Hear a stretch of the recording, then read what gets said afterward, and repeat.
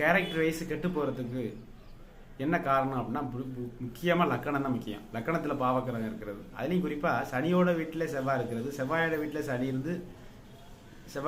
சனி இருந்து சனியால் பார்க்கப்படுறது, அல்லது சனியோட வீட்டில் செவ்வாய் இருந்து சனியால் பார்க்கப்படுறது, அதுக்கடுத்து சுக்கிரன் சனி செவ்வாய் காம்பினேஷனில் இருக்கிறது. இதெல்லாம் கெட்ட சகவாசம் உண்டாக்கும். அதுலேயும் குறிப்பாக கேரக்டர் வைஸ் ஒஸ்ட்டாகும், அதாவது செக்ஸுவலாக வீக்காகவும் இருப்பான்.